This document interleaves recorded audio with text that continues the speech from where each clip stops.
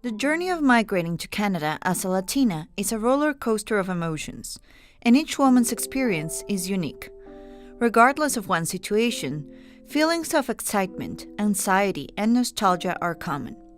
It's like standing at a crossroads, torn between the past and the future, with hopes and dreams pulling in different directions. If I didn't have therapy or something, it's like like a bomb that you're holding, and one day it's gonna explode. And I mean, for my husband and I, it's been good that we're in therapy because we know how to get to know ourselves and then being able to understand how the other person is trying to convey ideas or the way that he or she expects to be loved. Moving to a setting where you want to feel cared and important, and you have, in my case, I feel the need of having connections. I feel the need of taking, I mean, I'm not just thinking about someone to care about me. I like to be, I don't know, like to have this relationship where we're caring for each other. And yeah, sometimes I feel like, oh, my friends are super busy. I don't have anyone to hang around. On weekends when we don't have any plans, it's hard. We try to stay, I don't know, out of the house and do things, just because if we stay and we just do nothing, you feel more sad every time. So having help, asking for help, taking therapy, I think that's something that had helped us to, I don't know, live or go through all these situations that we've encountered. Porque yo sentía que yo en un momento estaba como en un hueco. Yo tenía la voluntad de salir porque, bueno, yo como psicóloga empecé a decirme mil cosas de, ok, tú sabes que puedes estar como en un cuadro depresivo, pero bueno, hay que salir. Pero yo habían días que no me quería parar de la cama, o sea, que fue ahí, por eso yo voy al médico en enero, como empezando ese 2018, porque yo decía, yo entiendo la depresión desde un puesto clínico, o sea, pero, o sea, habían días que yo no me paré y no iba a la universidad y no hacía nada y yo pasaba todo el día en la cama y no me da remordimiento, o sea, yo estaba como en una anedonia de que no, nada, o sea, no me importa nada. Y yo dije, no, yo tengo que ir al médico. Yo para ese momento no podía pagarle a mi psicólogo, porque yo tenía a mi psicólogo, pero no podía pagar una terapia.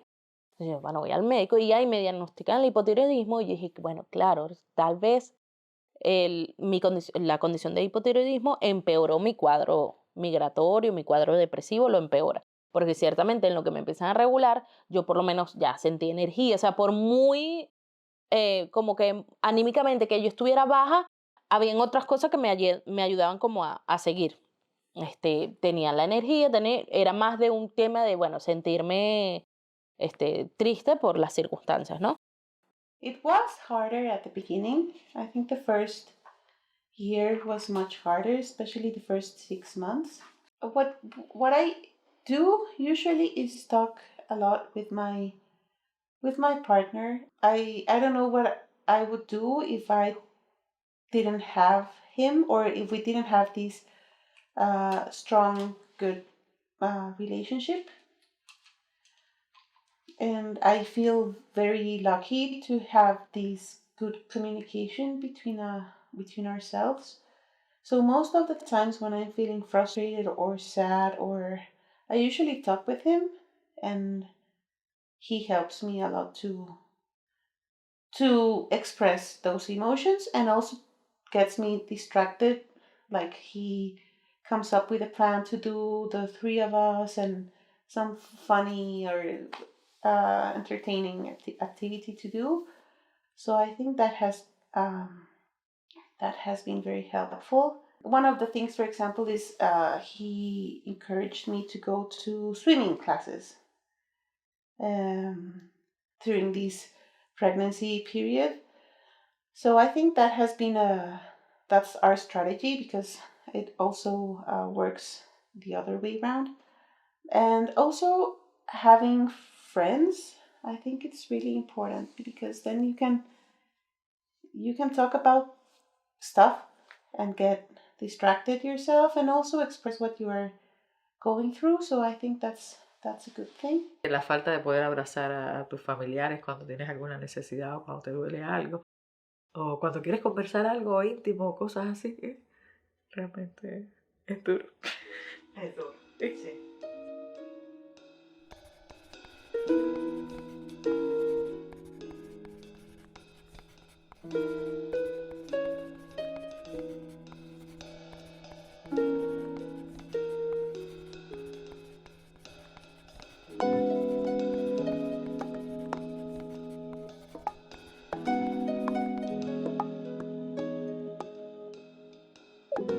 Definitely the beginning, I would say, is the hardest, because there are so many new things and you have to figure them out at once. And you still have to be strong, because society is telling you have to be strong. So I see that kind of strong mask whenever these women go out. But once I might sit with them, or once maybe they're at home, they will tell me I cry every night. which is normal, and I try to also acknowledge that feeling, because we can't be strong like 24 hours a day. But I definitely feel that the adaptation is hard. There's too many new things. Our mind can't really handle that, all that information at once. And then again, like trying to get a good job, trying to get money, paying those rents that are increasing.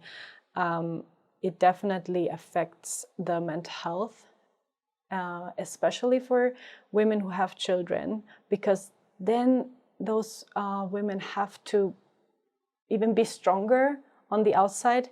They just want the best for their children and be as strong as possible.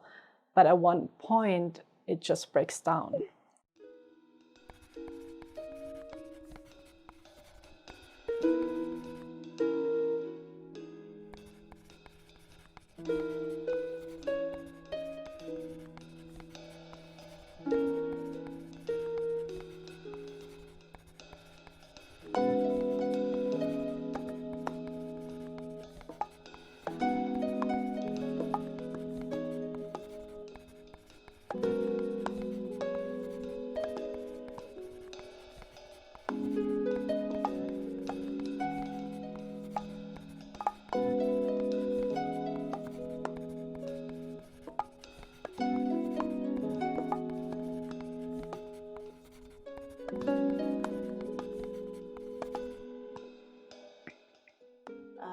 And I think for our children, it's going to be much easier than for us.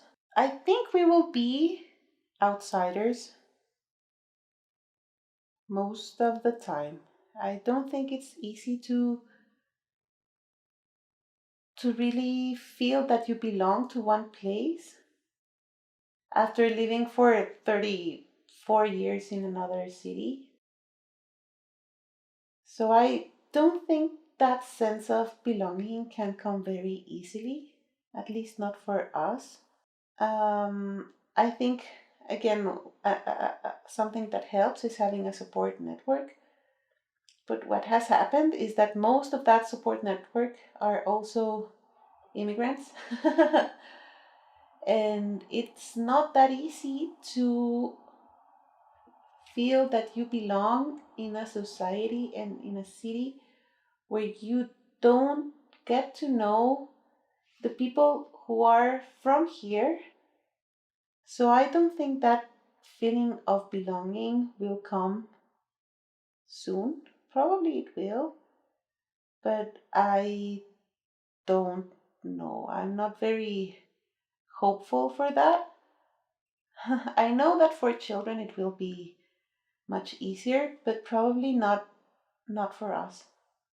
Uno se desarraiga. Cuando uno se viene, se desarraiga, pero no trayendo la patica de la matica para que prenda en otro lugar.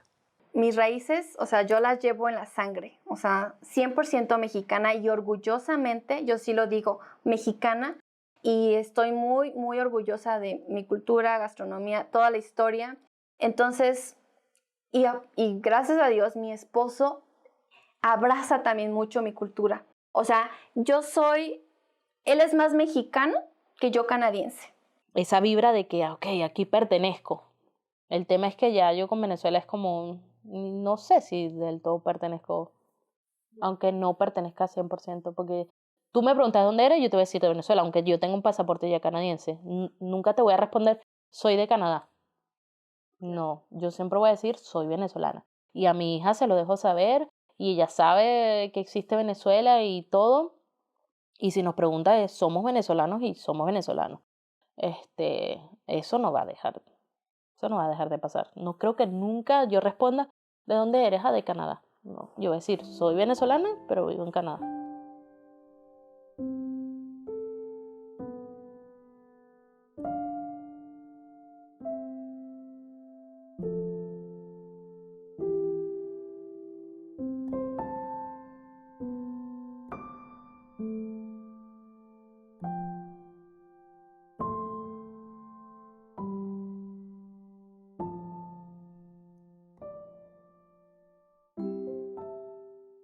Ir a ver a mi abuelita, a su casa, jugar con mis primos en el patio, porque aparte mi abuelita tenía plantas, y le gustaba cuidarlas, pero a nosotros nos gustaba jugar con ellas, entonces se enojaba.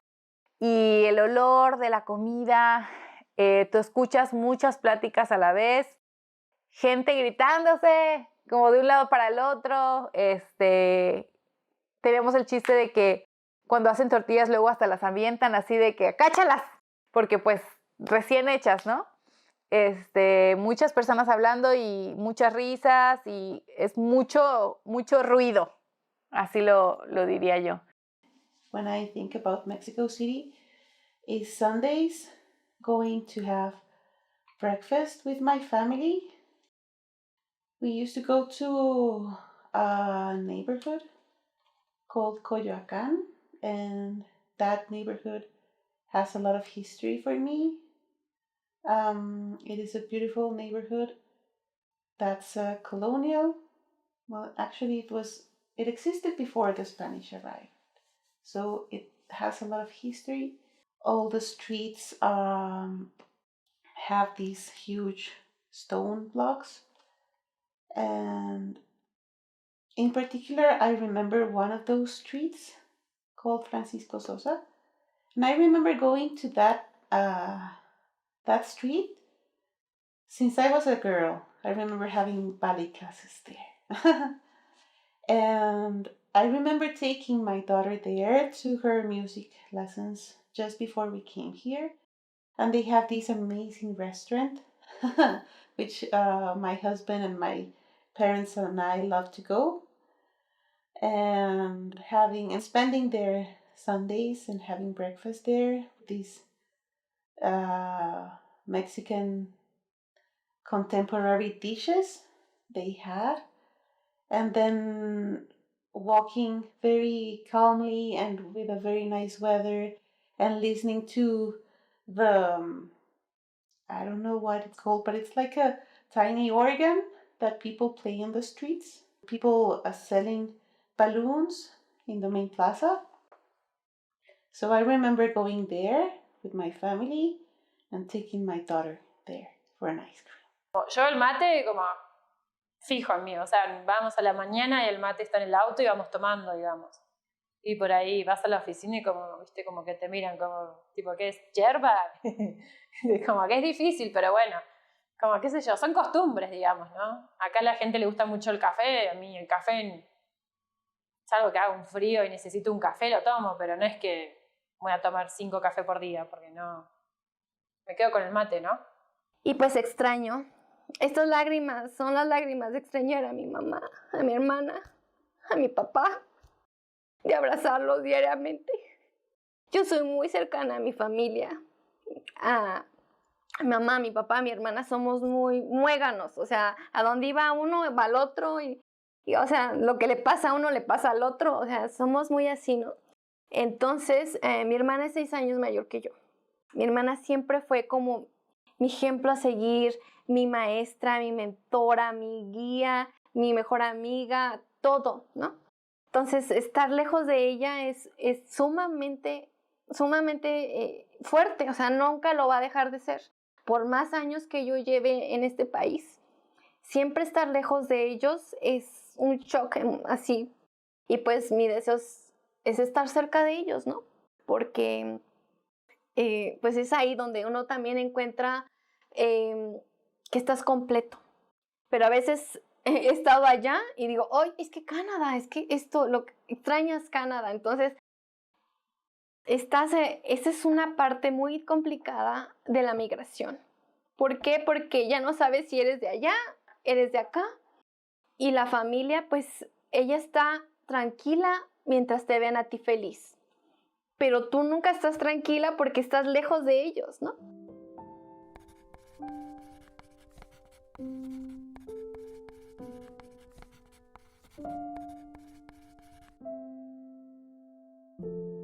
For the protagonists, the friends they find along their path have become their new family.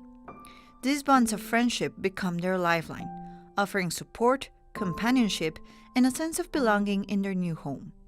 Together, they navigate the challenges of starting over in a new country, sharing stories, laughter, and tears along the way.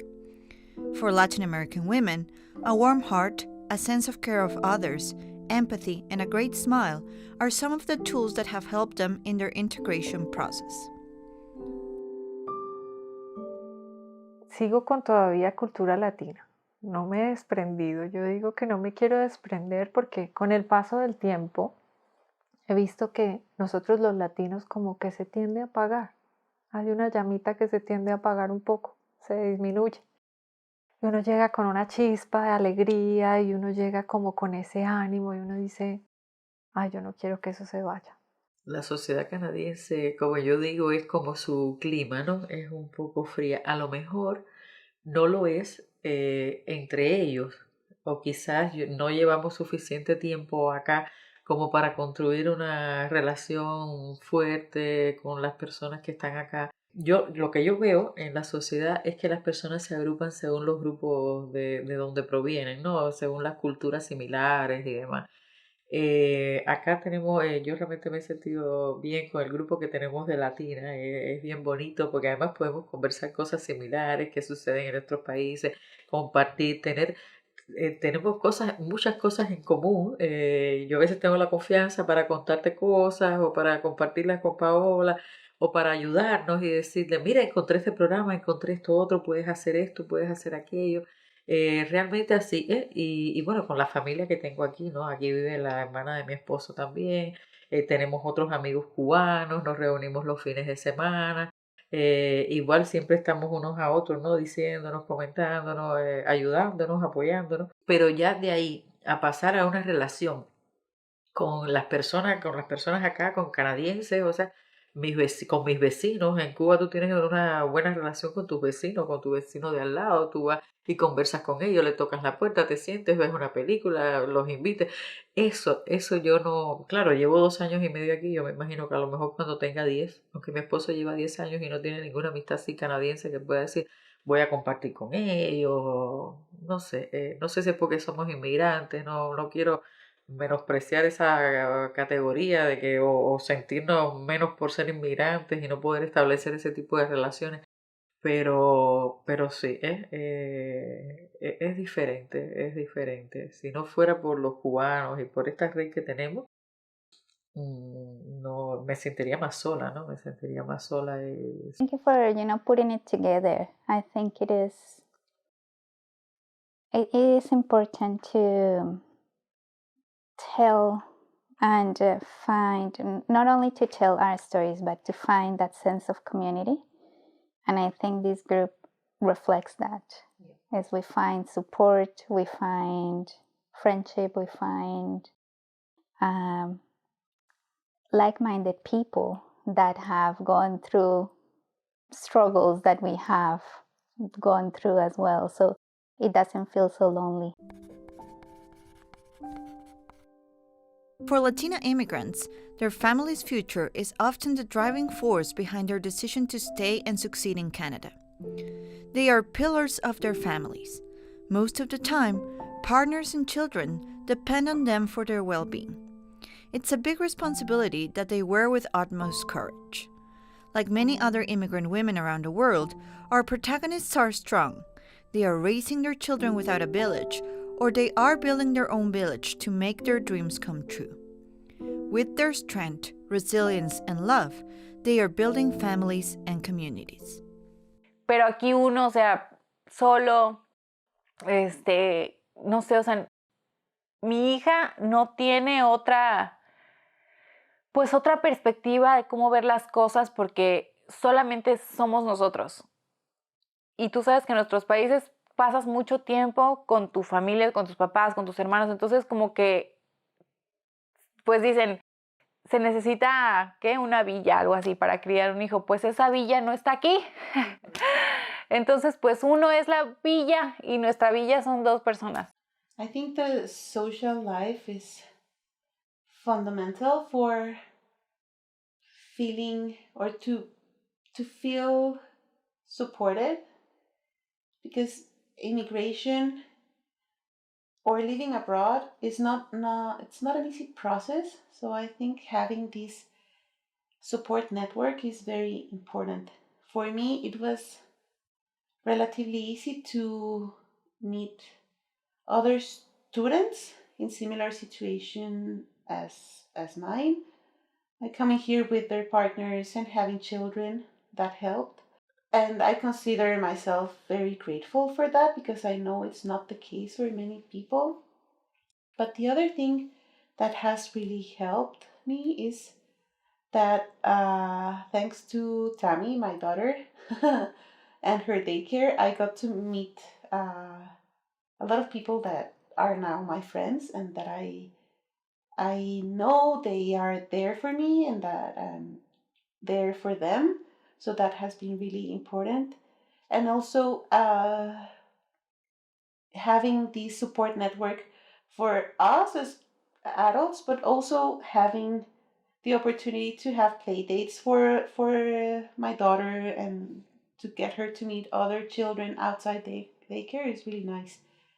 And the other thing that I think has helped me is that in family housing, we live, all of the people who live there are in the same situation as us. We are very close together because the houses are really small and very close together. So we meet each other very easily, and that has been the other source of my friendships. So I think that has helped us a lot when we feel tired or when we are feeling homesick. We get to talk with other people and they help us feeling much better. Tener hijos te empuja a hacer vida social, ¿no? te empuja, porque tú no tú puedes estar encerrado tú en tu casa y tú eres un adulto y quieres pasar todo el día encerrado en tu casa, bueno, it's up to you, pero no vas a estar todo el día encerrado en una casa cuando tienes hijos. Entonces, ser padre te empuja a lo social y Sophie nos ha abierto todo el abanico social que Julio y yo no nos interesaba, o sea, porque sí, socialmente, si no hubiésemos tenido hijos y yo hoy por hoy tuviera este salario y todas estas mismas condiciones sin hijos, no me empujara a lo social, me la pasaría viajando y todo el dinero que me sobra, que no pago en daycare, en actividades, en no sé qué, me la pasaría viajando con Julio y ya, y sabes, como que bien. Pero Sophie nos ha abierto todo el abanico social, que en lo particular a mí me encanta. A mí sí, a mí me encanta. O sea, y eso de reunirnos y de hacer comidas, o sea, eh, ya encontré lo último que me faltaba para sentirme cómoda aquí en la ciudad. Y bueno, sí, mi grupo social somos todos latinos. Creo que eso no lo vamos a... Hay algo de esa... de lo social que los latinos sí extrañamos, pero es un tema que aunque yo, que no soy la favorita en estarse reuniendo, pero bueno, una cosa es pasar de no reunirte nunca o de que las fiestas infantiles sean de 1 hora o 2 horas, ¿verdad? A tener eso, a no tenerlo. O sea, eso es diferente, pero mientras, o sea, las fiestas de cumpleaños de mi hija son de toda la tarde hasta la noche, ¿sabes? ¿Por qué? Porque es un compartir con el amigo. No le estoy celebrando solo la torta a ella, cosa que aquí creo que la cultura canadiense es como que no se celebra la tortica para el niño, son 2 horas en un parque, una cosa, ya chao, cada quien para su casa, mientras que para nosotros implica, oye, es eso, es el lazo social con los papás de los niños, ¿no? Es hacer ese vínculo, es tener una tribu, es tener con quién pasar, irte a tomar un trago en la noche.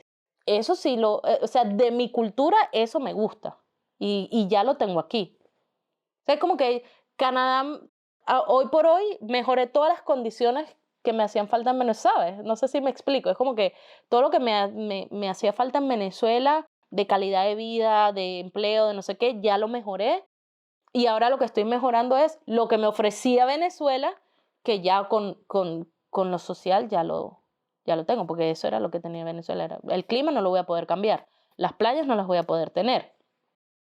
Pero y bueno, se lleva mejor con amigos que sin amigos.